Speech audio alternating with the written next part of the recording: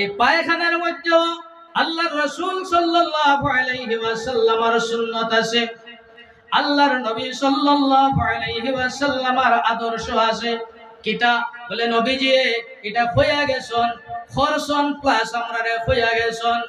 হাদিস শরীফের মধ্যে আইছে যখন আমরা ল্যাট্রিনের মধ্যে যখন যাইমো, পায়খানার মধ্যে যখন যাইমো, তখন আমরা বিসালাসাতি আহজারিন, হাদিসের ইবারত হইল তিনটা পাথর তিনটা ডেলা আমরা ব্যবহার করতাম।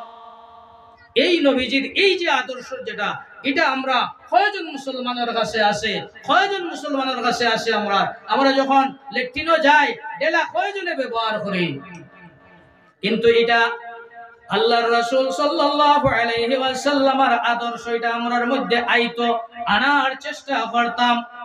ডেলাটা কিভাবে ব্যবহার করতাম, গরমের দিনও কিভাবে, শীতের দিনও কিভাবে, বেডিনতে কিভাবে ব্যবহার করতাম, বিস্তারিত এটা কিতাবের মধ্যে আছে।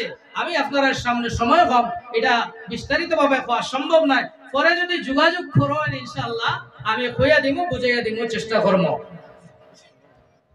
আমার দোস্ত হল, আমার বুজুর্গ হল, আল্লাহ রাসূল সাল্লাল্লাহু আলাইহি ওয়াসাল্লামের আদর্শগুলোর মধ্যে আরো একটা আদর্শ দেখুন। আমরা প্রত্যেকের জানা আল্লাহর রাসূল সাল্লাল্লাহু আলাইহি ওয়াসাল্লাম ইসলামের দাওয়াত দেওয়ার লাগিয়া তাইফের জমিনে গেছেন। লম্বা ঘটনা সংক্ষেপে কইম। তাইফের জমিনে গেছেন, তাইফের মানুষ লাগিয়া ইসলামের দাওয়াত দিছেন, কলিমার দাওয়াত দিছেন। তাইফের মানুষে নবীজির এই দাওয়াতকে গ্রহণ করছেন না, উল্টা নবীজির উপরে নবীজিরে গালাগালি করছেন। কিছু সরকশ মানুষ সকলরে পিছে লাগাই দিয়েছেন, এটাই গালাগালি করছেন, নবীজিরে পাথর দিয়ে উঠাইছেন। এমন ভাবে আপনার আমার নবী মুহাম্মদুর রাসূলুল্লাহ সাল্লাল্লাহু আলাইহি ওয়াসাল্লাম রে পাথর দিয়ে উঠাইছেন। নবীদের শরীর মোবারক জখম হইছে, পা মোবারক জখম হইছে, জখম হইয়া নবীজির জুতা মোবারক রক্তে ভরছে, মোজা মোবারক নবীজি রক্ত পড়ছে। আল্লাহর রাসূল সাল্লাল্লাহু আলাইহি ওয়াসাল্লামের সঙ্গে তান খাদিম তান গোলাম যায়েদ ইবনে হারিসা আসলা। যায়েদ ইবনে হারিসা চতুর সাইডে দৌড়াইয়া নবীজির উপরে যে পাথর গলাইয়া পড়ে, ওটা পাথর গলরে আড়িশন চতুর সাইডে নবীজির দৌড়াইয়া কিছু পাথর গল হযরত যায়েদ ইবনে হারিসা রাদিয়াল্লাহু তাআলা আনহু আড়িশন। যে পাথর ফল যায়েদ ইবনে হারিসার উপরে পড়ছে, পড়ার কারণে যায়েদ ইবনে হারিসা রক্ত রঙিন হইছেন। অবশেষে আল্লাহর রাসূল সাল্লাল্লাহু আলাইহি ওয়াসাল্লাম তাইবার জমিন তাকিয়া নৈরাশ হইয়া ঘুরিয়া আইছেন। মক্কা আর তাইফের মাঝখানে একটা জায়গা, যে জায়গার নাম হইল কারনুস সালিব। এই জায়গার মধ্যে একটা আঙ্গুরের বাগান আছে। এই আঙ্গুরের বাগানের দাঁড়াইয়া নবীজি পরিশান হইয়া থামিছেন, রক্ত রঙিন। এই আঙ্গুরের বাগান আছিল মক্কার উতবা এবং শাইবা, রবিআর ছেলে উতবা এবং শাইবা, এই দুটার আছিল এই আঙ্গুরের বাগান। তারা দৌড় তাকিয়া দেখছেন আল্লাহর রাসূল সাল্লাল্লাহু আলাইহি ওয়াসাল্লাম রে বাত। তারার দয়া আইছে, মায়া আইছে, তারার গোলাম যার নাম হইল আদাস, ওই আদাসের হাতের মধ্যে এক জুটা আঙ্গুর দিয়া কইলা যাও, ও যে গাছের ছায়ার মধ্যে যে বেটা বাত কান গাছে নিয়া দিলা।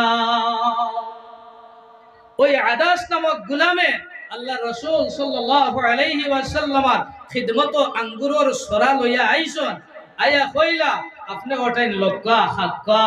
আল্লাহ রাসূল সাল্লাল্লাহু আলাইহি ওয়াসাল্লাম এই আঙ্গুরের জুটা হাতের মধ্যে লওয়ার আগে পড়িছেন বিসমিল্লাহির রহমানির রহিম কইয়া আঙ্গুরের জুটা হাতের মাঝে লইছেন। আদাসে কইলা ও বা এই যে নাম যেখান, এই নাম এখান তো এই বস্তির মধ্যে আমি কোনোদিন শুনছি না। আপনি খেয়ে কই থেকে আইছেন? এই নাম এটা তো আমি শুনছি না কোনোদিন। ও আল্লাহ রাসূল সাল্লাল্লাহু আলাইহি ওয়াসাল্লাম জিজ্ঞাসা করলা তুমি খে? বলে আমি আদাস। তোমার বাড়ি কই? বলে আমার বাড়ি হইল নানভি শহর। বলে আমার ভাই ইউনুস আলাইহিস সালামের শহর নে তোমার বাড়ি? বলে হ্যাঁ।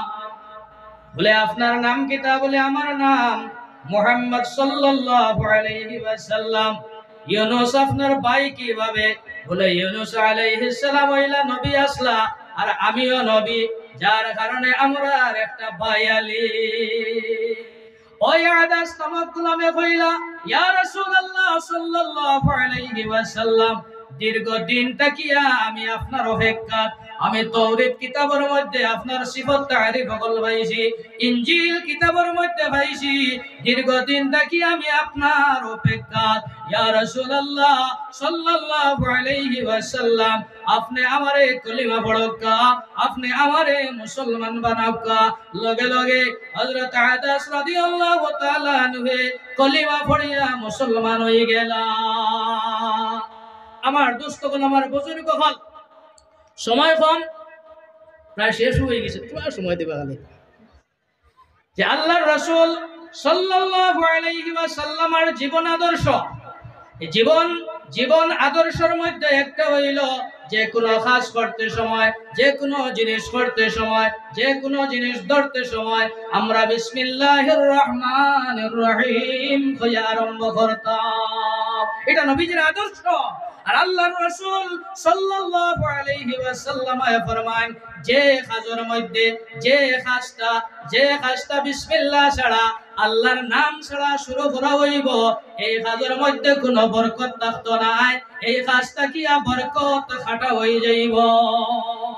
আল্লাহ আমরা প্রত্যেকরে এই বিসমিল্লাহির রহমানির রহিম হইয়া কাজ আরম্ভ করার তৌফিক দান করুক। কাশবে পড়েন আমিন। এরপরে দেখুন আল্লাহর রাসূল সাল্লাল্লাহু আলাইহি ওয়াসাল্লামের আদর্শ দেখুন। এই তাইফের জমিন থেকে ঘুরিয়া আইলা, আর কিছুদিন পরে হযরত আয়েশা সিদ্দিকা রাদিয়াল্লাহু তাআলা আনহা আল্লাহর রাসূল সাল্লাল্লাহু আলাইহি ওয়াসাল্লাম রে জিজ্ঞাসা করলা, ইয়া রাসূলুল্লাহ সাল্লাল্লাহু আলাইহি ওয়াসাল্লাম, আপনার কাছে উহুদের যুদ্ধের দিন তাকিয়া বেশি কঠিন দিন আর কোন দিন আপনার কাছে লাগছে নি? উহুদের যুদ্ধের দিন যেভাবে আপনার কাছে কঠিন লাগছিল, এই দিন তাকিয়া আরো বেশি কঠিন কোন দিন আপনার কাছে লাগছে নি? আল্লাহর রাসূল সাল্লাল্লাহু আলাইহি ওয়াসাল্লাম উত্তর দেন, ও আয়েশা, উহুদের যুদ্ধের দিন তাকিয়া কঠিন আরো দিন আমার কাছে লাগছে। যে ও দিনটা লাগছে যেই দিন আমি তাইফের জমিনে গেছি, তাইফের মানুষে আমারে পাথর দিয়েছেন, আমারে পাগল কইছেন, আমারে খেদাইয়া তাইফের জমিন থেকে বাহির করিয়া দিয়েছেন। আমি ঘুরিয়া আইয়া কারণ সালিব নামক জায়গার মধ্যে আমি বইছি। আমি বেকরার অবস্থায়, এক পর্যায়ে বেহুশ অবস্থায় আমি বইছি। হঠাৎ করে আমার হুঁশ আইছে, আমি উপরে দিয়া চাইছে, ছায়া দেখছি যে মেঘর একটা শাখায় আমারে ছায়া দান করছে। আর ওই মেঘর শাখার তাকিয়া আমি দেখছি জিবরাইল আলাইহিস সালামে আমার ডাকিয়া কইছেন, ইয়া রাসূলুল্লাহ সাল্লাল্লাহু আলাইহি ওয়াসাল্লাম, তাইফের মানুষে আপনারে যে কথাগুলা কইছে, আপনারে যে উত্তর যেটা দিছে, এটা রব্বুল আলামিনে শুনছেন।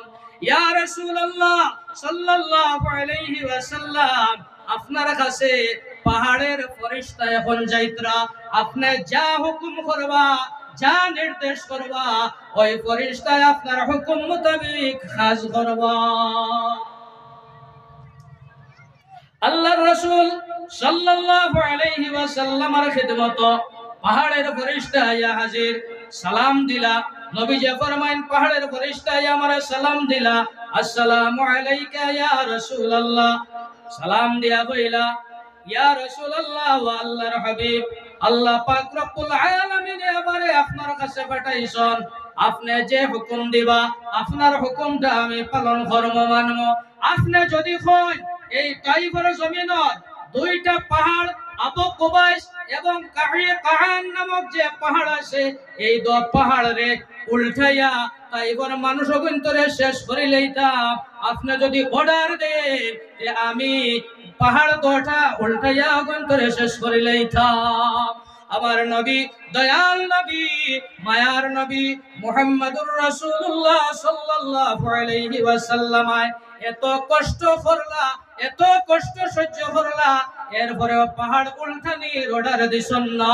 নবী যে পাহাড়ের ফেরেশতা এখন, ও ফেরেশতা, না না না, পাহাড় উল্টাইয়া মারিও না।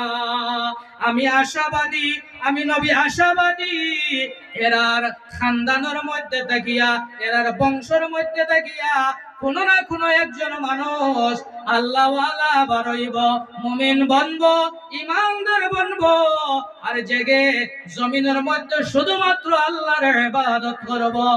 আল্লাহর ইবাদত ছাড়া দ্বিতীয় কেউর ইবাদত করতো না, শিরকি করতো না। আমার দোস্তগণ, আমার বুজুর্গ হল, এই কতগান খাওয়ার উদ্দেশ্য হইল গিয়া যে আমার নবীর আদর্শ দেখুন। এত মায়ের খাওয়ার পরে, এত যন্ত্রণা পাওয়ার পরেও বদদুয়া দিছুন না, মারার অর্ডার দিছুন না, দয়ার অর্ডার করছুন। ও নবীর উম্মত হল আমরা, আমরা যদি কেউ দুঃখ দিলাই, সে থাইলাই ফট করিয়া আমরা চূড়ান্ত সিদ্ধান্ত যাইতাম না, আমরা সবর করতাম, ধৈর্য ধরতাম, আল্লাহ বিচার করবা।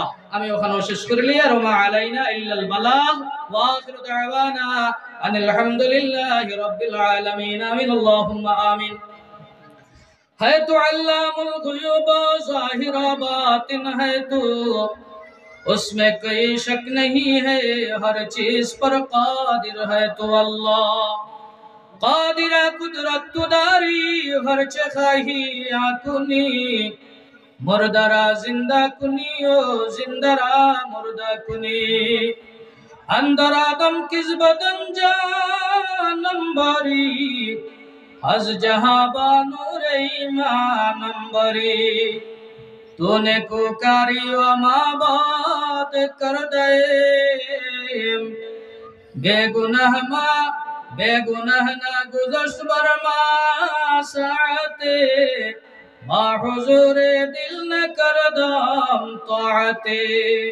अल्लाहुम्मा अफ्तह लना बिल खैर वख्तिम लना बिल खैर, वाजअल अवाक़िब उमूरिना बिल खैर, बियदिकल खैर इन्नका अला कुल्ली शैइन क़दीर। रब्बुल आलमीन, আমরা গুনাহগার, শিয়াকার, বদকার হল আল্লাহ।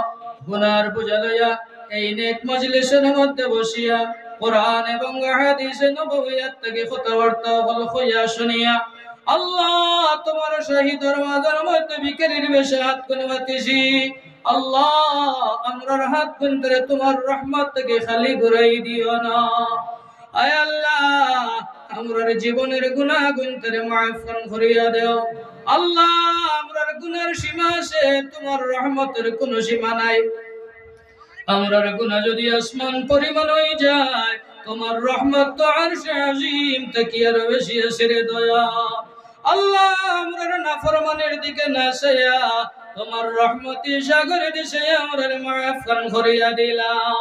আমরার লক্কানো, আমরার মা বাবা, ভাই বোনিন, বিবি বাচ্চান প্রত্যেককে মাফ করিয়া দেও।